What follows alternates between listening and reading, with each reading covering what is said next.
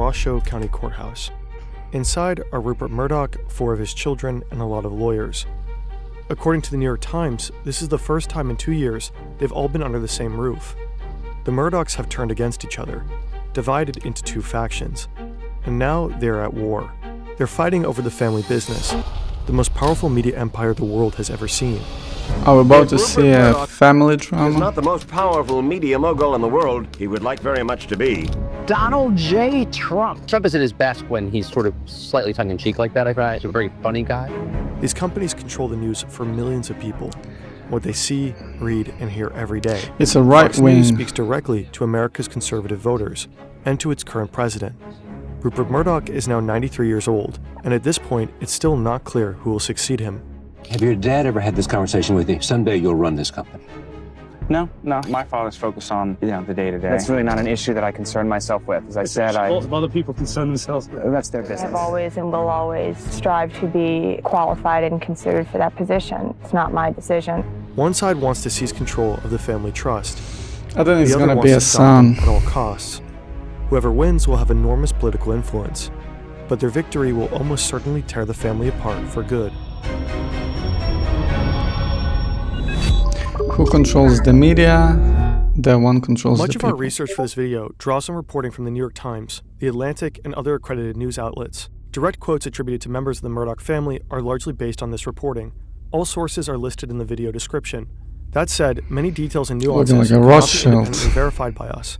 We also contacted all major Murdoch family members to request statements confirming the main aspects of the story, but none responded. Oh, but young It's early Rupert. Sunday morning, and young Rupert Murdoch is still in bed. He's 21 now. He's always been a bit of a loner, but now, at Oxford, he's coming out of his shell. He's socializing and dabbling in left-wing politics, even joining the Labour Party. But what he really wants, more than anything, is the respect of his father. Sir Keith Murdoch is an Australian newspaperman. He dreams of creating a national news chain in Australia, so he skillfully cultivates political influence to bypass media regulations. So Keith burns with ambition. He hoped his son would too, but Rupert never did well in school. He preferred to skip class to go gamble on horse racing. All his life, Jeez. Rupert has yearned for his father's approval, A gambler. but now he'll never have the chance to earn it. I was sleeping in one Sunday morning when my tutor came in and woke me up, told me that my father had died. Any memory I really have of it is one of complete shock. Rupert flies back to Australia as fast as he can, but he misses his father's funeral. Then he finds out that his inheritance is significantly diminished. Sir Keith established family trusts back in the 1930s. Family trusts are commonly used to manage assets and pass on wealth to future generations. But Sir Keith's death is sudden and unexpected, and his estate carries a serious amount of debt. To pay this off, Rupert's mother had to sell off half of his father's estate. Now Rupert is furious. He's been cheated. Instead of the empire his father was working to build, he inherits just a single local newspaper, The News of Adelaide. He takes it and does what his father never could. He builds a newspaper empire. By From the a time scratch, he's 40, pretty much. Rupert has gone further than his father could have dreamt. He founded the first national newspaper in Australia, The Australian, and soon he used that platform to help catapult a politician into the Prime Minister's office. He's conquered Australia. Next up, the rest of the world. So Fox News originally from Australia. This is Chequers, the British Prime Minister's 600-hectare county estate, located 50 kilometers from London. It's afternoon. Prime Minister Margaret Thatcher is sitting down to eat. Thatcher wants to keep this lunch a secret. For the rest of her life, she'll deny it ever happened, but notes in her official archive tell a different story. Sitting across from her is Rupert Murdoch. In a few months, Rupert will turn 50. He's easily one of the most powerful figures in Australian media. His company, News Corp, dominates about 2/3 of the newspaper market in the country, and it's gone global, acquiring newspapers in the UK and the US. Now he sets his sight on a new prize, the Times of London, one of the oldest and most respected newspapers in the world. Acquiring the Times would give him control over 40% of the British press, a monopoly, according to UK law. That would mean legal scrutiny. Possibly hoping to avoid that scrutiny, Rupert is now having lunch with the Prime Minister. Back in Australia, he established a successful formula. First, acquire a newspaper and make it successful through populist journalism, then leverage that success to obtain more properties. Next, gain control over a prestigious newspaper. Respected broadsheets tend to reach a different audience, powerful people, including politicians. Speaking directly to people like this means a chance to influence policy. Through endorsements and editorials, it can even mean having an impact on elections. For a newspaper mogul intent on growing an empire, that kind of influence could be worth its weight in gold. In the UK, Rupert applied his formula on a bigger stage. His toehold was News of the World, a weekly left-wing tabloid newspaper he acquired in 1969. A year later, he added a daily, The Sun. Both papers became known for headlines like these, and for a willingness to focus on sex, drugs, and scandal. The Sun even introduced a new daily feature, a topless page 3 girl. It broke with tradition on Fleet Street, home of the British press. We were tearing up the old ways and inventing a new form of journalism, a new way. We were the enfant terrible of Fleet Street. Stealing ideas from Playboy, pretty much. Sales began climbing. A decade later, The Sun was Britain's best-selling tabloid. The new approach also earned Rupert a nickname. That strata of society called him the Dirty Digger. Wow, that's a name. Now Rupert is making his case to Thatcher for why he should be allowed to take over the Times of London. He just wants to make improvements to the paper, he says. He'll be a hands-off owner. Later on, he'll guarantee this with a written promise. Afterward, he thanks her for the lunch with this handwritten note. He calls her, "My dear Prime Minister." There's no evidence that Rupert and Thatcher made a deal. Thatcher carefully avoids any suggestion of this, even in her own documents. Her official record of the event states she did no more than wish him well in his bid. But this official record doesn't even cover the entire meeting, just the salient points. And in accordance with Thatcher's wishes, it was kept confidential. No one outside of the Prime Minister's office was to know about her lunch with Rupert. This has led some to speculate that over lunch, Rupert Murdoch and Margaret Thatcher may have arrived at an understanding. What is certain is that within weeks, the Monopolies Commission decides not to look into Rupert buying the Times. Soon, he owns the paper. Oh shit. At the same time, Britain is stuck in a recession. Thatcher is deeply Some unpopular. corruption then. But in April 1982, Britain goes to war with Argentina over the Falkland Islands, and Rupert's tabloid, The Sun, goes all in on supporting it. As Britain's best-selling tabloid, The Sun reaches a huge portion of the British public, and many believe its aggressive support for the war hugely boosted Thatcher's popularity. Some have even suggested this might have saved her prime ministership. Rupert applies his formula on the other side of the Atlantic too.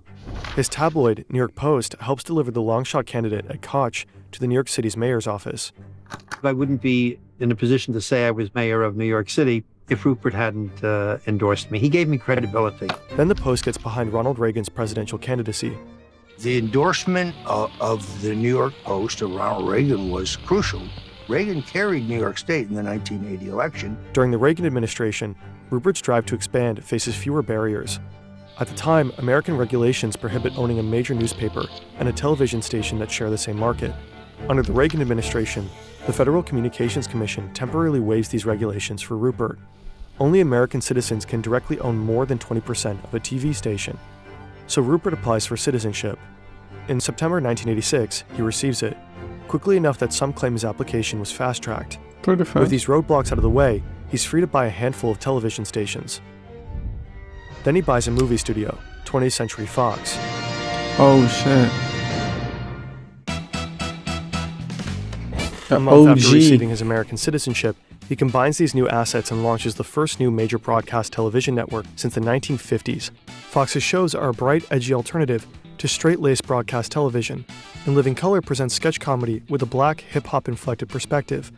The Simpsons and Married with Children reinvent the family sitcom as dysfunctional and even racy. And then Reagan eliminates the fairness doctrine, which had required broadcasters to give equal time to both sides of controversial issues. Many see this as paving the way for partisan media, and eventually a channel that will change the American media landscape forever. Donald. Thank you very much for your attendance at such short notice. You have the press statement, I think, which tells you everything. On January 30th, 1996, Rupert Murdoch announces the Fox News Channel. His network TV station, also called Fox, has been on the air for a decade. Now he's finally making the leap to cable. Rupert's news station will be challenging the 400-pound gorilla of 24-hour news, CNN. To pull it off, he hires this man. I'd like to thank Mr. Murdoch for the kind words. Thank you all for coming this morning on short notice. I know that you're good journalists, therefore. His name is Roger Ailes. Rupert hired him to build Fox News from scratch. They have a lot in common: conservative big politics, an instinctively anti-establishment point of view aimed at what they see as liberal elites. And it's a crystal clear vision for Fox News. The network will cater to an overlooked audience: older, white, less educated, church-going, rural, and most of all, conservative, so-called Middle America. The two men will reportedly joke that they've uncovered a whole new market: half the country. Ailes was media advisor to Presidents Richard Nixon, Ronald Reagan, and George H.W. Bush. He knows the target demographic well. He's also a controversial figure in the media landscape. Just weeks before the debut of the Fox News channel, he left a job at NBC after reportedly hurling an anti-Semitic slur at a co-worker. And he's known as a magician of the divisive power of media. For Fox, he's later quoted as saying, "It's not enough that conservatives like us, but that liberals hate us." Fox News Channel, fair and balanced. When Fox debuts, That's the studio how it looks goes. cheap, thrown together, but it's undeniably different. It's colorful and deliberately edgy. Over and over, the station's slogan is repeated: fair and balanced. It worked, and ratings soared. By 2002, Fox News had become the most watched cable news channel in America. For many conservatives, it became the only channel, and its base was always expanding. In 2007, a study found that when Fox News entered a local media market, it pushed viewers to the right and made them more likely to vote Republican. This was called the Fox News effect. If a Republican politician wanted to reach their base on the national stage, it was said the only road went through Fox. Republicans originally thought that Fox worked for us, and now we're discovering... I thought Fox News was always right-wing. News Corp's power and influence now spans several continents, but Rupert himself was aging. He had always considered his empire a family business, and like his father, he had considered his legacy. My two sons are very interested in having major careers, and I'm doing what I can to train them and give them opportunities and see what mistakes they make and what triumphs they have. But which of his children would one day take control? On that point, Rupert could be maddeningly hard to read. You have 3 adult children, Lachlan, James, and Elizabeth, each of whom is now a very accomplished media executive in his own right. At the same time, you have reportedly told your biggest outside shareholder, Prince Waleed, quote, "I'm going to stay on as CEO until I'm 130. So, as I say, I'm more realistic than that, really. Rupert Murdoch raised his children to be media moguls. He pushed them to be part of his empire. We knew that Dad loved the time he had with us, and he wanted us to be part of his world. And I think that as a child, you have to be part of that world in some ways if you are going to be engaged with him. One day, one of them would take over the family business. But which one? According to observers, the children were constantly trying to figure out where they stood with their father. Who did he favor at any given time? Family life What a revolved around drama. succession. Each child grew up trying to prove themselves worthy. Elizabeth Murdoch is often described as bright, capable, and like her father. With his help, she purchased a pair of television stations in California. About a year later, she sold them for a $12 million profit. Soon, she'll be climbing the corporate ladder at her father's satellite TV station, B-Sky B. She's tough, ambitious, and has her eye on the top job. I have always and will always strive to be qualified and considered for that position. It's not my decision. But in the race for succession, many believe she has a handicap. It has been said that he's never been a person particularly comfortable with women in senior positions. Did you say you got a quote on that? I haven't got a quote on that. It's been said, as I said in the I don't think he ever actually said. I don't know if that's true. I can think of a number of senior women that he's come to count on and rely on in very, very important positions. I think Dad is traditional in many ways. Lachlan Murdoch is Rupert's eldest son. He's often said to be the apple of his father's eye. He just graduated from Princeton University. Now he's working on his father's newspapers in Australia. He's young, rich, and a budding celebrity. Have your dad ever had this conversation with you? Someday you'll run this company. No. My father's focused on, the day-to-day. It's all Prudence from is Rupert's CNN, only by the child way. from his first All marriage. those interviews. She's also the only Murdoch sibling to avoid the family business. That's interesting. Though her husband works for News Corp. James Murdoch is often called the family rebel. Dropped out of Harvard to follow the Grateful Dead on tour. Founded a hip-hop label, Raucous Records. Yeah, that's really not an issue that I concern myself with. As I said, Lots of other people concern themselves with. That's their business. Anna Murdoch is Rupert's second wife. Anna's been part of News Corp since she was 18 years old. She met Rupert while interviewing him for one of his Australian newspapers. Anna's on the News Corp board of directors. She's mother to Elizabeth, James, and Lachlan, and she helped raise Prudence. As they grow up, Anna worried about what the competition to succeed their father was doing to her children.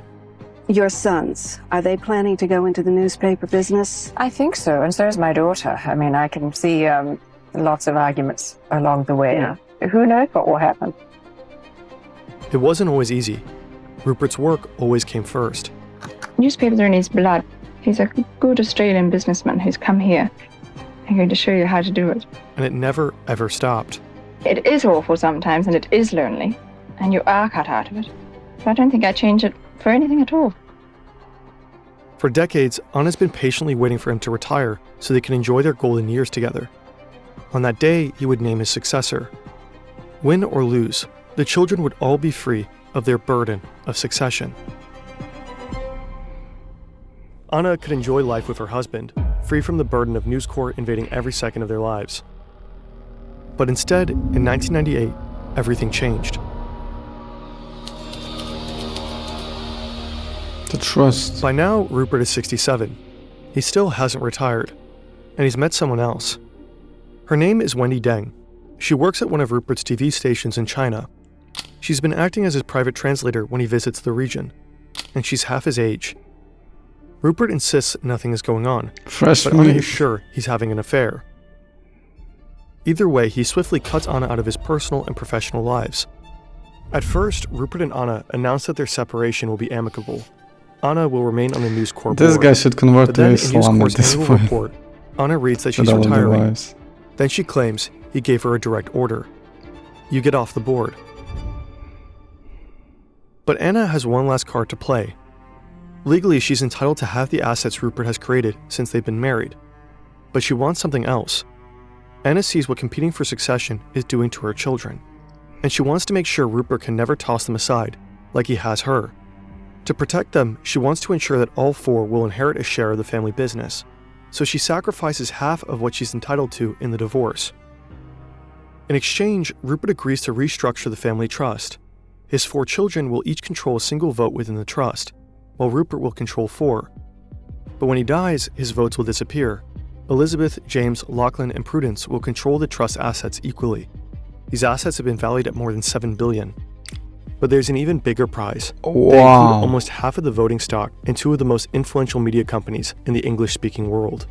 The voting power will also belong to Rupert's children equally. These companies decide what millions of people read, hear, and watch on a daily basis. Managing a huge empire is quite the challenge. You don't need to be a media mogul to know that one of the biggest hassles in any workplace is the I chaos think of enemies will disconnected tools definitely and software divide them. platforms. But there's a solution. Ours When it's gonna happen. for you in his control, reaching 5 continents and 3/4 of the world's population. One of the companies controlled by the shares in the Murdoch family trust, News Corp, owns media properties all over the world.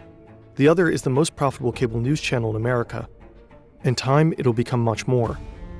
James will later say that with the trust, the idea was that it would incentivize us to cooperate. What actually happens is very different. And at the heart of it is Fox News.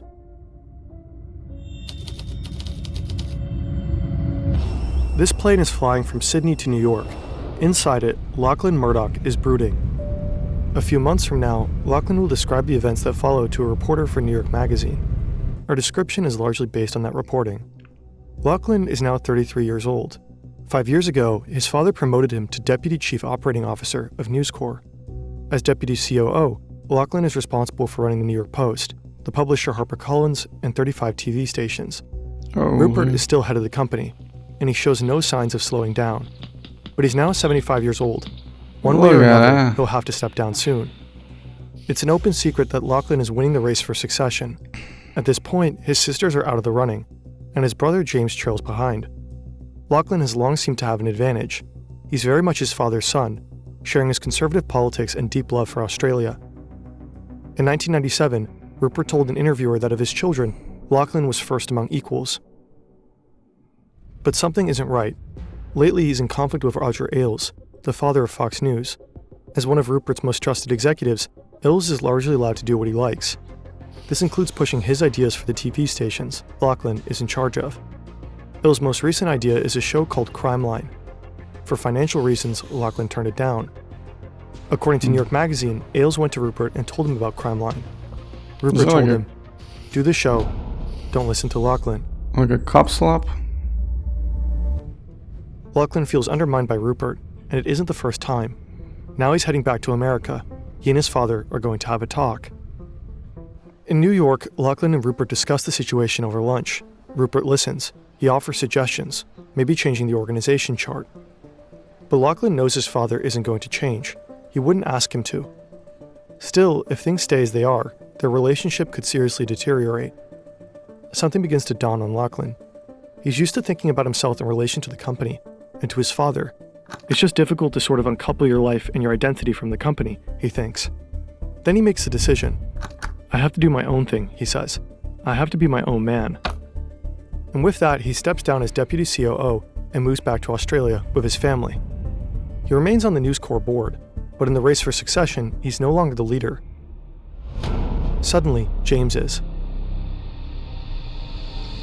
By this time, James is a long way from his years as a rebel. Back in 1995, he co-founded the hip-hop label Raucous Records. But then Rupert bought the label, dragging his son into the family business. He's been busy proving himself ever since. In 2007, he receives a major promotion to running News Corp operations through Europe and Asia. Then something strange happens. James' personality reportedly seems to change. He'd always been energetic, analytical, offbeat. At work, he was known as technocratic and given to business jargon. But now he seems brash, cocky. Some think he's emulating his father. He's reportedly assembled a loyal team in London. To many, it looks like a rival power center in the company. No one knows exactly how Rupert sees this, but to some observers, he seems proud, and maybe a bit threatened.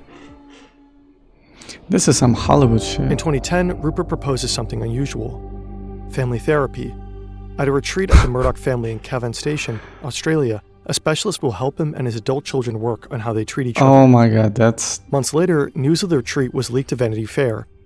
The magazine describes how the siblings came together to help James become a better leader and improve his relationship with Rupert. James later described something very different to The Atlantic. According to him, the therapist first met with everyone individually. Then, at a session with the whole family, everything supposedly fell apart. According to James, there was gaslighting, accusations, strategic maneuvering. Even in family therapy, each of the Murdochs were advancing a personal agenda. James describes it as a car crash. I think he should have went to other billionaires who have this type of a problem and solved it. Because how the fuck a regular civilian psychologist will solve it? That left the family in even worse shape. Afterward, Elizabeth supposedly offers to create a family constitution. According to he should go to Rothschild. Rothschild definitely knows how to handle this. The Atlantic, James helps her. Together they create a draft, including principles like because they got the whole dynasty. To undertake active dialogue with each other at all times, and to relentlessly communicate openly with trust and humility. And we will be vigilant of and defend against divisiveness, either between us or that which could infiltrate from without. In February 2011, Elizabeth, James, Lachlan, and Prudence reportedly all signed the document. But their newfound resolve to stick together is about to be tested like never before.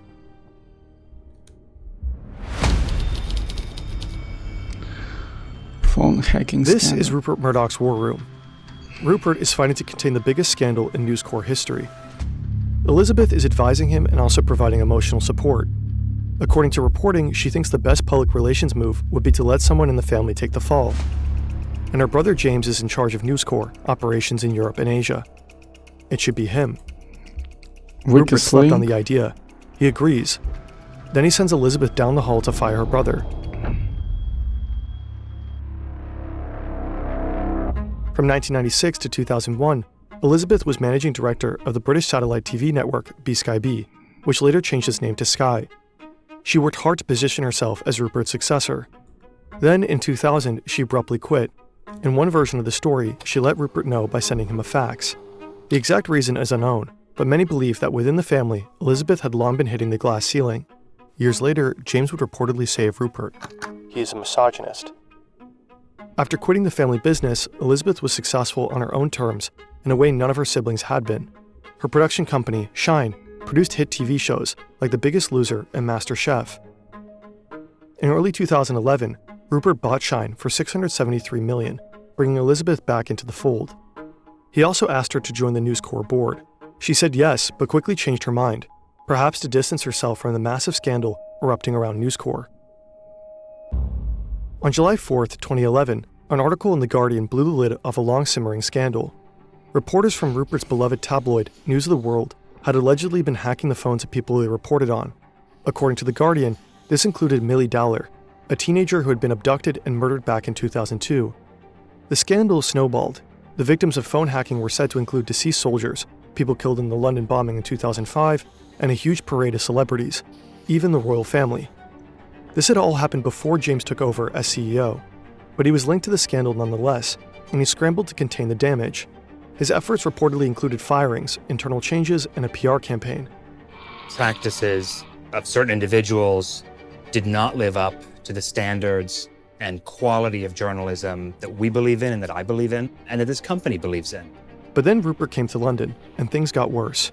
He spoke to reporters. He met with the parents of Millie Dowler, the murdered teenager. None of this was coordinated with James. Rupert seemed to be undermining his son and CEO at every turn. Testifying before a parliamentary committee, he continued to act on his own. Repeatedly, it even looked like he was throwing James under the bus. As for my comments, Mr. Chairman, and my statement, which I believe was around the closure of the News of the World newspaper. Before you get to that, I would just like to say one sentence. This is the most humble day of my life. Thank you. That is the first I've heard of that. Elizabeth follows her instructions and walks down to James's office. She tells him that both she and their father think he should step down. Years later, James will describe his feelings in extended interviews with The Atlantic. He's stunned at Rupert's cowardice. He tells Elizabeth to make their father do the dirty work himself. Elizabeth and James's relationship will never be the same. For years, the two siblings will barely speak. Elizabeth will eventually call the episode one of her life's biggest regrets. James denies knowing the phone hacking had been a widespread problem, but his own employees claim under oath that they told him about it. The parliamentary committee concludes that, at minimum, James has shown an astonishing lack of curiosity. The scandal forces Rupert to shut down News of the World, the tabloid that established him in the UK. To contain the fallout, he also splits his empire in two. Print media remains part of a reconstituted News Corp, while television and film become 21st Century Fox. James takes most of the blame for the scandal. Rupert relocates him to New York, where he's made Deputy Chief Operating Officer of News Corp. It's spun as a promotion, but James was running operations in Europe and Asia completely on his own. In New York, he reports to the COO. He's back under his father's watchful eye. 4 years pass. Rupert is now 83 years old, and he's still the head of his companies. It's lunchtime in the corporate dining room at Fox News headquarters. Rupert Murdoch is having lunch with Jared Kushner, Ivanka Trump, and her father. Right as their food hits the table, Donald Trump shares his big news. He's running for president. Rupert's eyes reportedly stay on his soup. He says only that Trump will have to be ready to take some hits in the press. The two men have known each other a long time, going all the way back to New York in the 70s and 80s. Rupert is close friends with Jared Kushner. They've even vacationed together. Rupert is politically conservative, and in 2011, Fox News was the platform for Trump's false birther crusade, in which he repeatedly claimed that President Barack Obama lacked an American birth certificate. But according to an unconfirmed account by author Michael Wolff, who has interviewed Rupert extensively, Rupert supposedly considers Donald Trump, quote, a fucking idiot. When the time comes for the first Republican primary debate, New York Magazine claims he instructs the moderator, Megyn Kelly, to make things hard for Trump. You've called women you don't like fat pigs, dogs, slobs, and disgusting animals. But when Fox hosts continue to support other candidates and mock Trump, he skips the channel's second debate. Trump's base and Fox's core audience are largely the same people.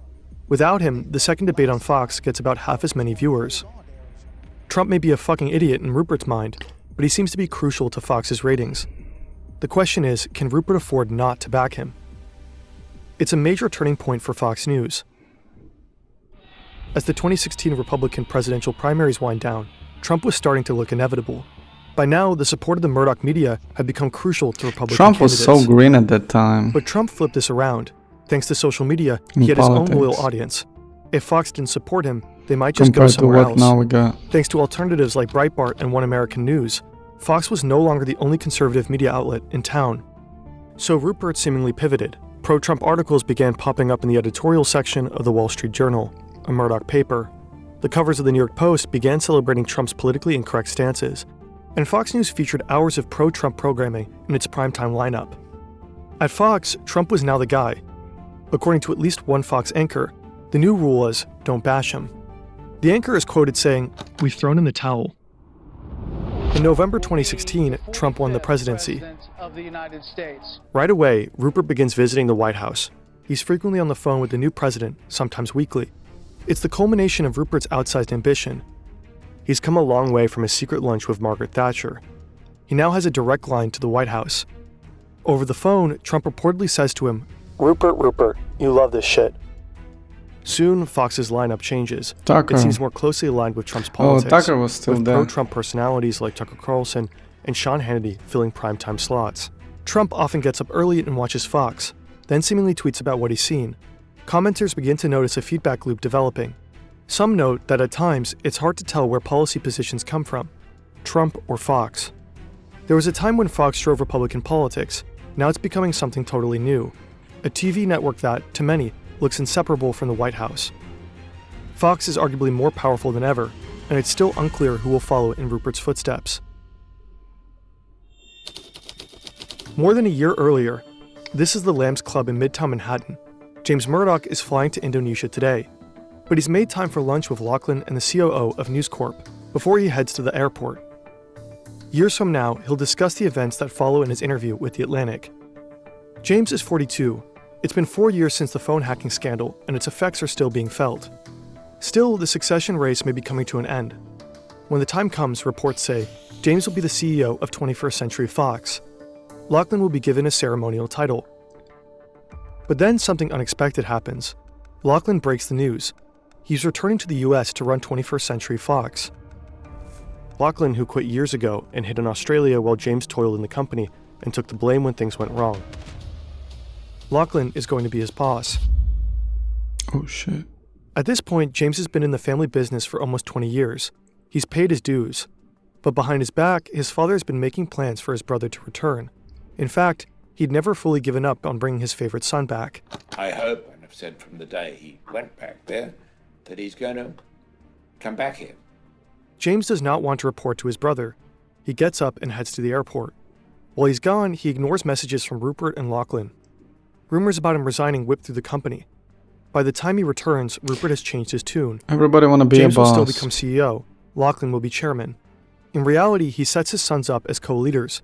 Both are expected to sign off on every major decision. But according to several accounts, the arrangement is a disaster. The brothers are unable to work together. In the fall of 2018, James spots a way out. A deal is beginning to take shape. Disney will buy nearly all of 21st Century Fox's assets, but not Fox News. James is enthusiastic. The deal could give him cover for exiting the company. Lachlan, on the other hand, is reportedly enraged. He's relocated his family from Australia to be head of a top-tier media property, and his father wants to sell it out from under him. In his interview with The Atlantic, James describes events coming to a head. Over dinner at the Gramercy Tavern in New York, Lachlan blows up. He rants about the deal, makes threats, and finally storms out. On the way out, he tells Rupert that if the deal goes through, you will not have a son. Then he looks at James, and you won't have a brother. But less than a year later, it happens. Disney buys 21st Century Fox. Rupert's children receive an enormous payout from the family trust, about $2 billion each. James steps down as CEO of 21st Century Fox. A lot of this stuff, it doesn't have proof, to be honest. Like, if we're gonna be, trustworthy. It's the family business.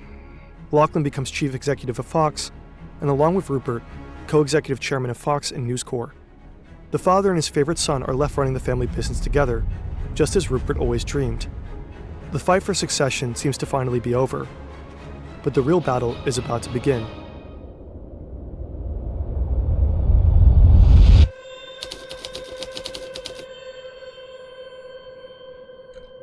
November 3rd, 2020, election night, Trump versus Biden. Americans are glued to their screens. One by one, voting ends in each state. Millions of ballots are counted, and projections begin to take shape for the winner in each of the 50 states. Those projections are influential. They can shape public perception of who's going to win.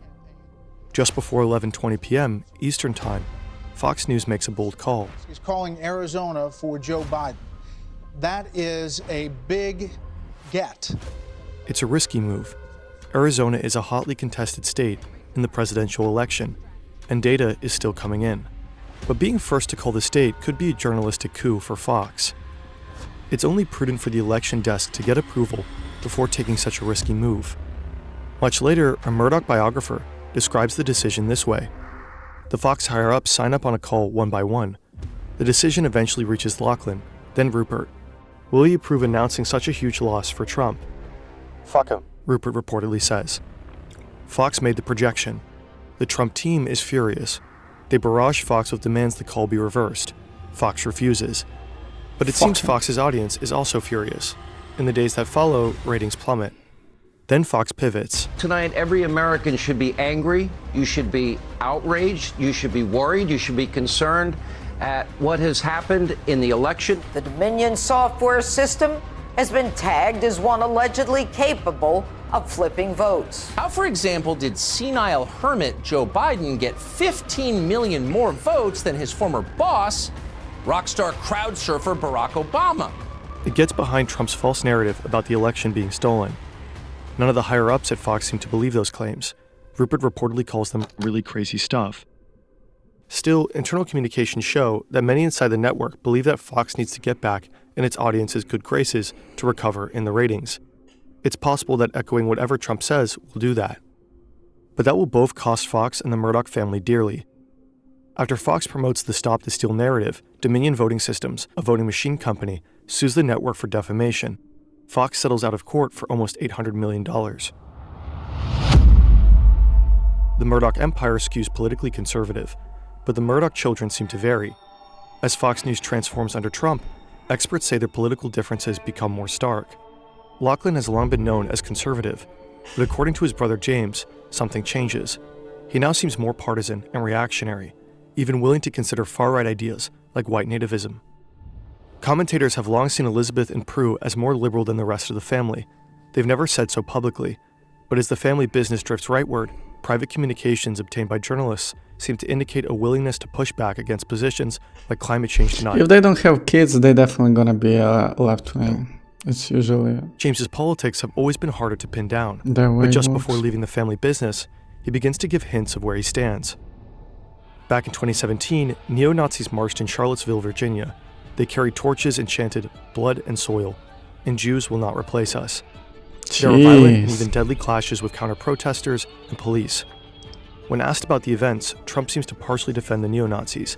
You had some very bad people in that group, but you also had people that were very fine people on both sides. In fairness, this was taken out of context at the time. He's talking about other protesters who were supposedly at this rally. In the same speech, Trump explicitly condemns neo-Nazis and white nationalists. In any case, Fox News defended him. I think the president made a strong and clear message condemning all hate groups. James was disgusted. As CEO, he wanted to release a statement to his employees, making his position clear.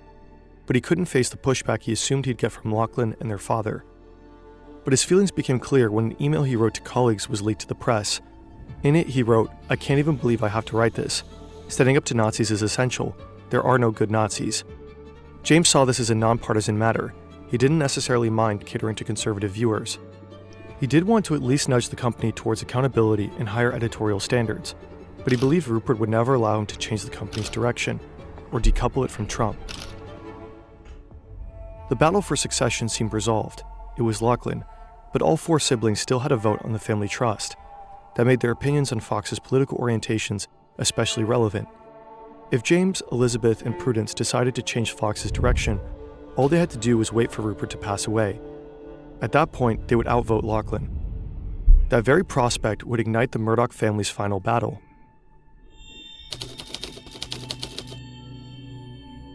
Black Sun. It's 2020. This is Australia's Black Oh, Summer. I remember that. Bushfire season has raged out of control, reducing 19 million hectares of land and 3,000 homes to ash. 33 people are dead. Most consider the cause to be at least partially due to climate change, but not the Murdoch properties. They call it arson. So let me deal with the issue head on. Does climate change cause these fires? No. So that's the key, the drought. And if the drought can't be blamed on climate change, you can't blame the fires on climate change, especially when so many are deliberately lit. James is still on the News Corps board, but in January he releases a statement. He and his wife don't just believe in climate change.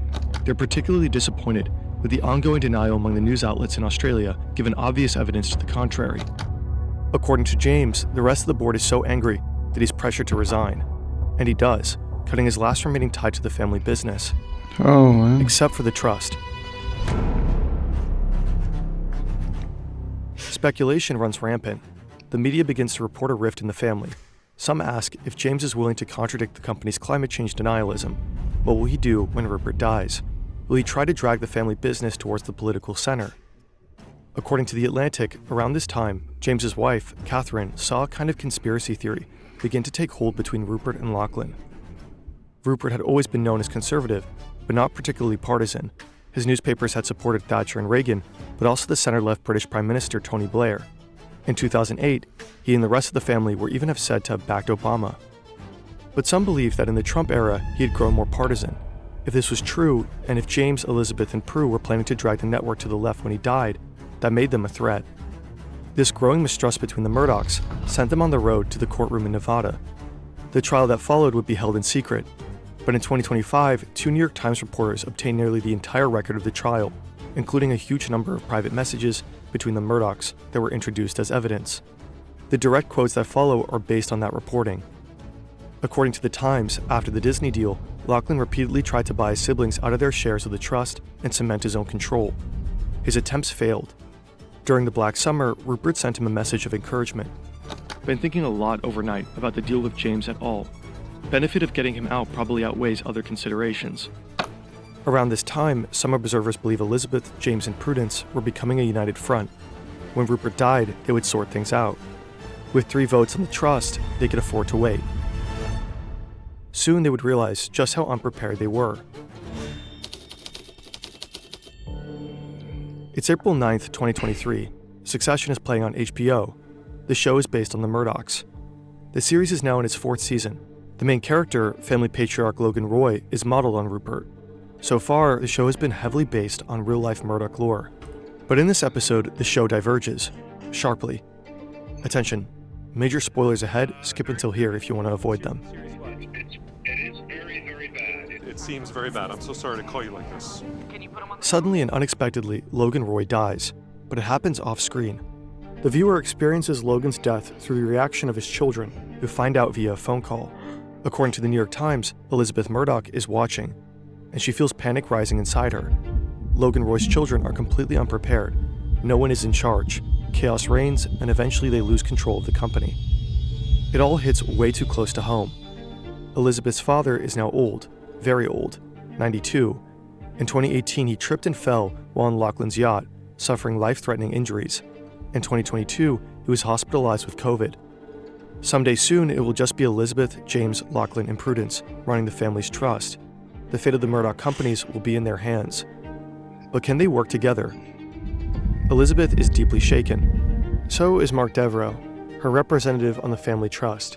He sees the episode as a grim warning. I thought this is exactly the thing we should be avoiding, because that is chaotic.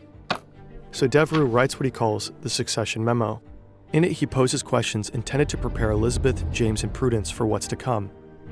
When they have equal say in the direction of the empire, could James accept Fox News as it is? If not, can someone buy him out? On the other hand, if he and Elizabeth and Prudence want to move Fox News to the center, would Lachlan accept it? But Rupert is still very much alive, and he's making plans to stop this very thing.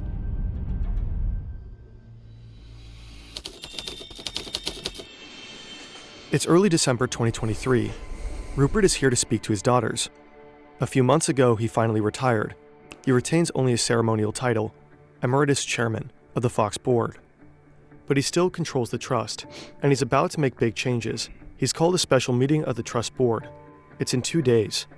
Before he pulls the trigger, he wants to see where Elizabeth and Prudence stand. At 4 p.m., he meets with Prudence. Rupert has talking points prepared. These companies are my legacy. I put everything into them over my life. The Murdoch companies are protector of the conservative voice in the English-speaking world. Then he comes out with it. I love each of my children, and my support of Lachlan is not intended to suggest otherwise, but these companies need a designated leader. And Lachlan is that leader. Okay. Gradually, Rupert reveals his plan. He, Lachlan, and a team of lawyers and executives have been working on it in secret for months. They call it Project Family Harmony. According to reporting by the New York Times, the Murdoch Family Trust is controlled by a single entity called Cruden Financial Services. Cruden is run by 6 managing directors: Elizabeth, James, Lachlan, and Prudence. Each one have a managing director with a single vote. Rupert has 2 directors with 2 votes. Rupert can never be outvoted, but when he dies, his votes will disappear. His 4 children will control the trust equally. So the plan is to create 2 new trustees, Cruden 2 and Cruden 3. Rupert would control one, Lachlan the other. When Rupert dies, control of both would pass to Lachlan. Lachlan would have more power over the trust than even Rupert ever had. Even working together, James, Elizabeth, and Prudence would be completely disenfranchised. I mean, yeah, somebody But has there to is be a catch. boss. Legally, Rupert couldn't change the trust unless his changes were in good faith and in the best interest of the beneficiaries they affected. So the argument is this: James, Elizabeth, and Prudence are planning to change the political orientation of Fox News. If they did that, ratings would drop, shares would become less profitable, and the trust would suffer. With Lachlan in total control, Fox would remain profitable, benefiting everyone. When her father is finished, Prudence is lost for words. All she can manage is, right. Later he explains the plan to Elizabeth. Her response is more straightforward. You are completely disenfranchising me and my siblings. You've blown a hole in the family. Rupert leaves London without either daughter's support. Later, Elizabeth texted Lachlan that Project Family Harmony was a massive gut punch. Lachlan wrote back, "Hey Liz, I really appreciate your support.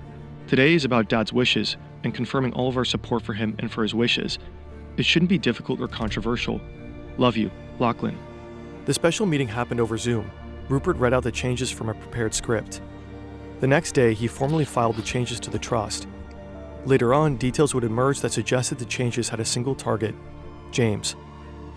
In Project Family Harmony documents, he was called a troublesome beneficiary or just troublesome.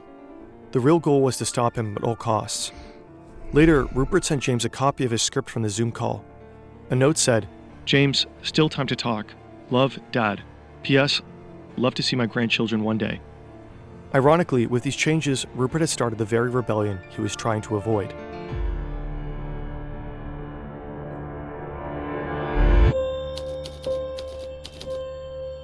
It's September 16th, 2024. Washoe County Courthouse. Immediately after Rupert filed the changes to the trust, Elizabeth, James, and Prudence formally objected. They're inside these SUVs. Half an hour later, the second wave with Rupert and Lachlan arrives. Today is their first day in court. The descriptions that follow are based on records of the trial obtained by the New York Times. Rupert is the first in the family to take the stand. He's 93. His voice is sometimes faint, but he still seems perfectly lucid. He's asked about his motivation in changing the trust. He says if there's uncertainty about the management, the public will feel it. Inside, the company would feel it. Ensuring Lachlan's succession will eliminate this uncertainty. Once and for all, everyone will know where they stand. I just felt sure, very certain, that if these things weren't settled, there would be trouble, and the trouble would be damaging. The opposition lawyers question him. Isn't Project Family Harmony really about preserving Rupert's legacy by keeping Fox News on the political right? Rupert tells him there's no difference between the two. If Fox changes its political orientation, its audience will rebel again. Lachlan will keep things as they are, ensuring that the network and that the family's trust shares remain valuable. That benefits the whole family. His whole case rests on this argument. The changes are only intended to benefit shareholders. But then he keeps going. Fox News cannot fall into the wrong hands. It will be a disaster if it does. And the one at fault is James. Because of him, Elizabeth and Prudence will have to choose between their brothers if one day they all share control over the trust. After his testimony, Rupert is excused from court due to illness. But James suspects another reason: cowardice. On day 3, Elizabeth takes the stand. Rupert's lawyer paints her, Prudence, and James as spoiled billionaire children determined to thwart the man who had made them wealthy beyond most people's wildest dreams. Hasn't Elizabeth been fortunate to have become a multi-billionaire thanks to her father's enormous generosity? Elizabeth replies, I wouldn't call it generosity, but his enormous success, yes. She is grateful to her father, though. All her life, he had mentored her in media and business. I feel like I was taught at the feet of the master. The lawyer hones in on a meeting that took place a year before. James, Elizabeth, Prudence, and their spouses had all met for dinner at Claridge's, a London hotel and restaurant. Beforehand, the siblings had met in a private conference room for 90 minutes. They caught up, talked about the succession memo and plans for Rupert's death, and complained about Lachlan and their family. Or so they said. Before the trial, a piece of evidence had come to light.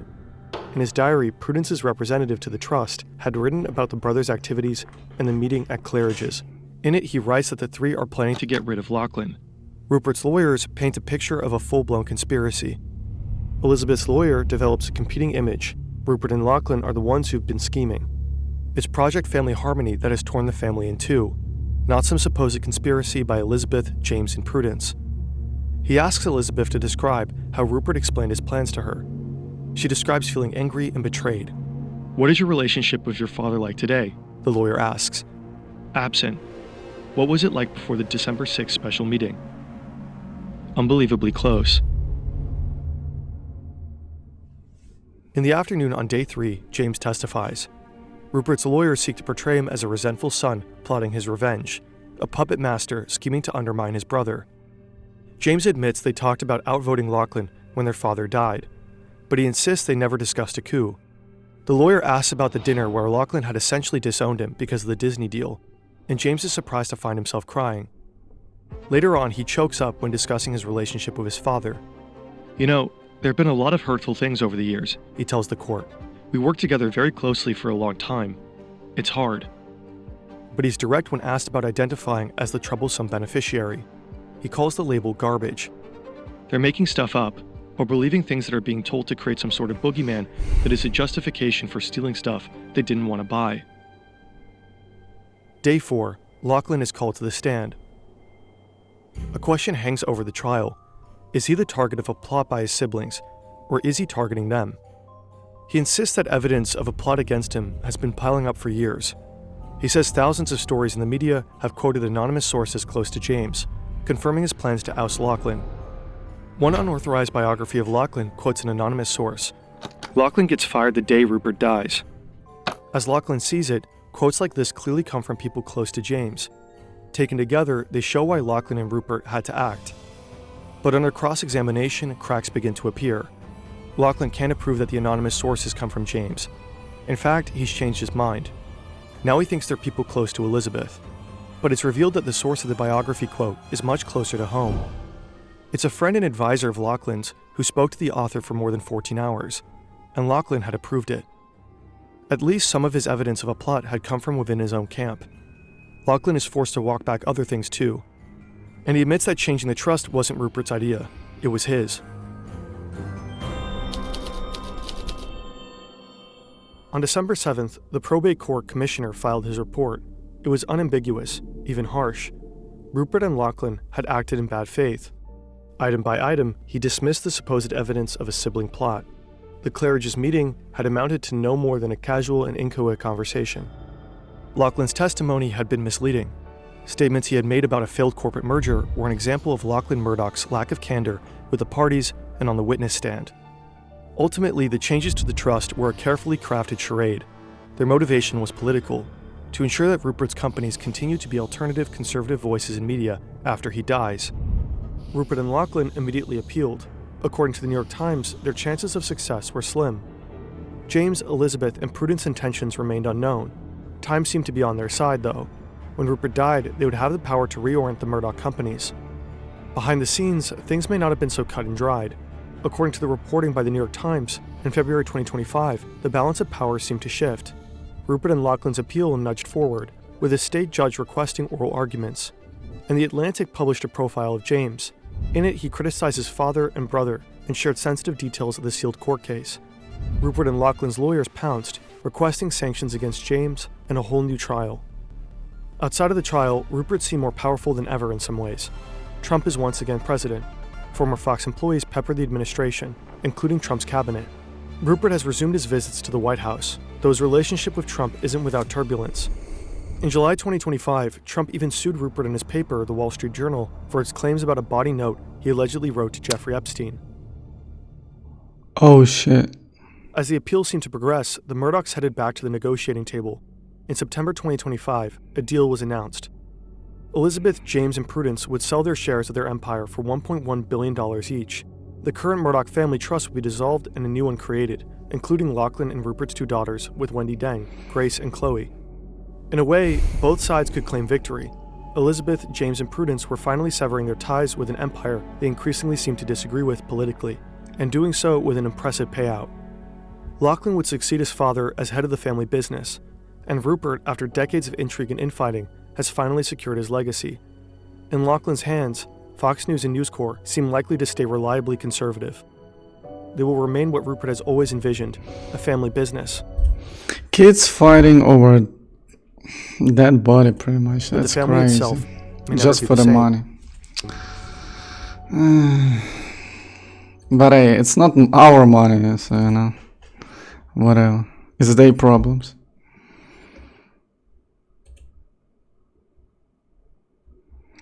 Star Australian newspaper call it The Australian. Star's new corporation calls it News Corp. This man is a genius.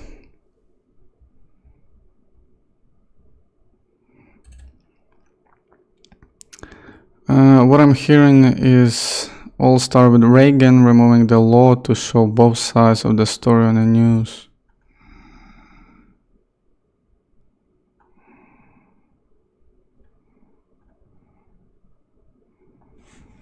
One hour, yeah, the whole hour was show. Disorders and too much money raise families. The whole family makes my skin crawl. It's almost like there's an entire TV show based around this guy and who will succeed. Again, we don't have goddamn money in this whole thing, so who cares?